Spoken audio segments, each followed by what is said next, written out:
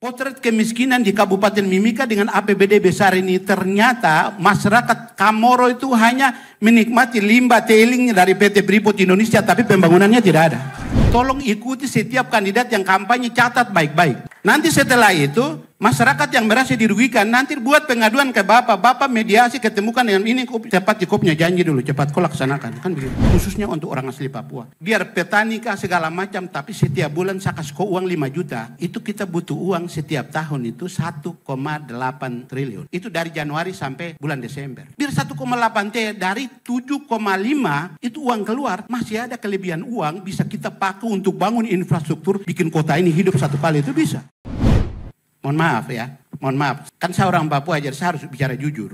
Tadi saya keluar dari bandara. Saya lihat dari bandara itu keluar di samping kiri kanan tuh ada bangunan-bangunan kumuh yang saya lihat yang tadi orang Papua yang ada di situ. Orang Papua yang ada di situ. Kemarin di dalam ini talk show itu sudah dikatakan bahwa wah, tanah ini orang Papua punya, tapi ternyata yang punya toko bagus-bagus, bangunan bagus-bagus, ini semua itu orang non Papua, baru orang asli Papua. Ini jangan bicara toko, ini rumah saja yang setiap hari kita tidur. Rumah saja yang setiap hari kita tidur. Ini potret, itu bagian potret kemiskinan. Kalau orang dari bandara turun, itu langsung lihat di sekeliling itu. Kalau ternyata ada seperti itu, oh ternyata kondisi di Mimika ini tidak lebih bagus meskipun APBD-nya besar. Ini butuh perbaikan. Saya lihat catatan saya di sini.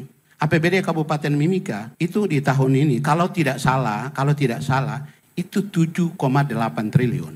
Oh 7,5 triliun. Dari yang saya hitung, sekarang saya mau tanya, mohon maaf kita harus jujur bicara toh. Karena saya diundang di sini selain meresmikan lembaga ini, tapi kita juga mau dialog kan. Kan saya tidak selalu ada di Timika. Sekarang pertanyaan saya Pak Bupati, orang asli Papua 7 suku ditambah dengan kekerabatan yang lain, khususnya orang asli Papua, penduduk dari 314.000, itu kira-kira orang Papua berapa banyak? Jumlah penduduk dari 314.000. 37%. Kalau 37% dari 314.000 jumlahnya berapa? Mungkin tidak lebih dari 100.000 ya. Iya kan? Ini mohon maaf, saya tidak bermaksud untuk buat Bapak Ibu dongkol, tapi ini yang saya hitung dari yang saya bicara. Ini dari saya punya hati yang saya ngomong. Kalau Pak Bupati kasih insentif sama orang asli Papua yang tidak bekerja. Ini yang tidak bekerja ya. Jadi kita tidak hitung yang bekerja di PT Freeport Indonesia, yang bekerja di perusahaan, aparatur sipil negara yang bekerja di sini. Tidak kita hitung, khususnya untuk orang asli Papua. Kalau mereka itu kategori untuk masuk penerima manfaat, setiap biar petani kah segala macam, tapi setiap bulan saya kasih kau uang 5 juta. Ya toh, itu kita butuh uang setiap tahun itu 1,8 triliun. Itu dari Januari sampai bulan Desember. 1,8 T. Biar 1,8 T dari 7,5 itu uang keluar, masih ada kelebihan uang bisa kita pakai untuk bangun infrastruktur, bikin kota ini hidup satu kali, itu bisa. Itu bisa. Saya tunggu besok siapa yang bupati yang berani jamin orang asli Papua, kau kerja tidak kerja, saya kasih kau uang, siapa yang nanti mau kampanye besok, saya tunggu, saya mau ingin mau lihat. Kan begitu. Iya kan begitu. Katanya besok mau politik. Tapi kalau besok politik janji-janji begitu, iya toh. Lembaga yang sekarang ini yang kita mau resmikan ini, tolong ikuti setiap kandidat yang kampanye, catat baik-baik. Catat baik-baik. Nanti setelah itu, masyarakat yang merasa dirugikan, nanti buat pengaduan ke Bapak mediasi, ketemukan dengan ini, cepat cukupnya janji dulu, cepat kau laksanakan. Kan begitu. Benar tidak?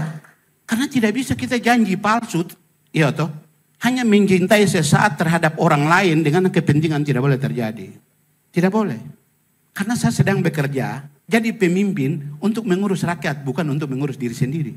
Ya toh. Benar tidak? Kalau kepala dinas yang tidak benar, ya ganti. Itu hak prerogatif bupati, wali kota, gubernur untuk bisa mengganti pejabat kalau ia tidak benar. Sekarang saya tanya lagi, masyarakat Kamoro yang ada di Pumako dan seterusnya di sana itu mereka punya rumah baik tidak? Rumah baik tidak?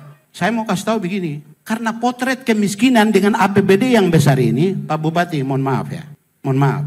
Potret kemiskinan di Kabupaten Mimika dengan APBD besar ini, ternyata masyarakat Kamoro itu hanya menikmati limbah tailingnya dari PT Freeport Indonesia, tapi pembangunannya tidak ada. Ya, pembangunan tidak ada. Makanya kenapa dipanggil PJ Gubernur Papua Tengah ini disuruh ke Jakarta, Dokter India untuk datang supaya perbaiki dong punya pemukiman di bawah sana. Ini fakta yang ada gitu loh. Ini fakta. Kalau saya tidak jadi bupati 10 tahun di Wamena. Saya mau jadi bupati di sini supaya saya bisa sejahterakan masyarakat Mimika. Tapi sayangnya undang-undang tidak memungkinkan jadi bupati yang ketiga kali, itu tidak pernah ada. Makanya mari kita meletakkan sesuatu. Hari ini saya janji, mari kita wujudkan yang benar. Kendati begitu, Wamendagri menyadari situasi politik antara bupati dan wakil bupati Mimika.